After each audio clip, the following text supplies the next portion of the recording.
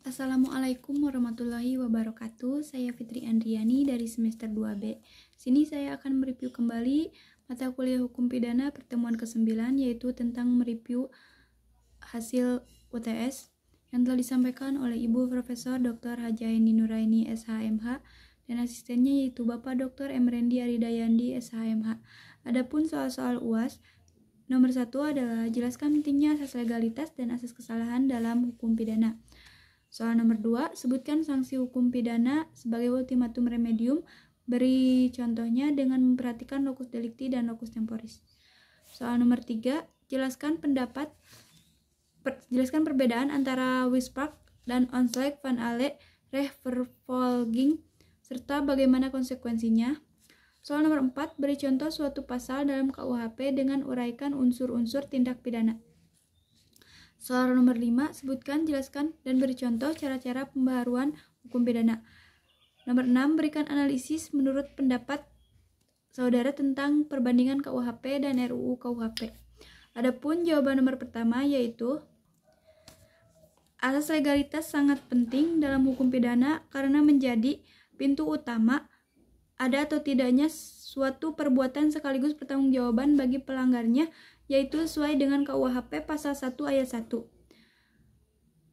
Asas kesalahan juga sangat penting karena asas kesalahan yaitu sebagai asas pertanggungjawaban yang mengandung pengertian bahwa seseorang yang telah melakukan perbuatan yang bertentangan dengan peraturan hukum pidana yang tidak berlaku tetapi tidak dapat dipidanakan oleh keadaan kesalahan dalam perbuatan tersebut. Jawaban nomor 2 yaitu ultimatum remedium merupakan asas yang terdapat dalam hukum pidana yang mengatakan bahwa hukum pidana hendaklah dijadikan upaya terakhir dalam hal penegakan hukum. Contoh locus delicti dan locus temporis adalah ketika si A melakukan pemboman di rumah si C yang terletak di Cianjur, kemudian bom meledak pada pukul 1 siang, lalu si C terluka dan dinyatakan meninggal dalam pukul 5 sore.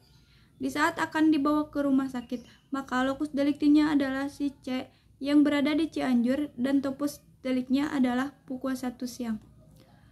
Jadi, untuk soal yang nomor 3 jawabannya adalah Wispark adalah tindak pidana yang didakwakan jaksa dari dalam surat dakwaan terbukti secara sah dan dinyatakan oleh penuntut umum, sedangkan van alle rechtvervolging berarti segala tuntutan hukum atas perbuatan yang dilakukan oleh terdakwa ada dalam surat dakwaan jaksa atau penuntut umum yang telah terbukti secara sah meyakinkan menuntut hakim, akan tetapi terdakwa tidak dapat dijatuhi pidana.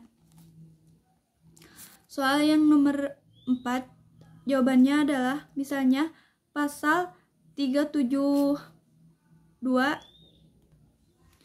yaitu tentang penggelapan. Selanjutnya adalah jawaban untuk nomor 5. Cara-cara melakukan hukum pembaruan KUHP. Yang pertama, rekriminalisasi. Contohnya Undang-Undang Nomor 1 PNPS atau 1965 tentang penodaan agama. Kedua, dekriminalisasi. Contohnya pasal 534 KUHP terbatas hanya pada petugas penyuluhan keluarga berencana, sifatnya terbatas. Yang ketiga adalah rekriminalisasi. Contohnya Undang-Undang Nomor 17 tahun 1967 tentang penarikan cek kosong dicabut dengan Undang-Undang Nomor 1 tahun 1971 sehingga penarikan cek kosong tidak dapat dipidana. Yang keempat adalah depenalisasi. Contohnya sanksi kurungan diganti dengan sanksi administrasi. Yang terakhir adalah mencejering. Contohnya pidana mati diganti dengan pidana seumur hidup. Untuk jawaban soal nomor 6 adalah perbandingan terhadap KUHP dan RUU KUHP. Menurut saya, di dalam RUU KUHP ada beberapa pasal yang memang perlu dirubah menyesuaikan dengan budaya masyarakat Indonesia. Sedangkan RUU KUHP sudah bagus namun perlu sedikit perubahan dari pasal-pasal yang kontroversial. Misalnya, seperti pasal tentang ayam yang masuk pekarangan orang lain didenda pemiliknya 10 juta. Mungkin saja pasal tersebut bisa berlaku di bagian kota besar, namun akan sangat ditolak oleh masyarakat pedesaan atau daerah. Gitu saja review kali ini. Terima kasih. Mohon maaf bila ada kekurangan. Wassalamualaikum warahmatullahi wabarakatuh.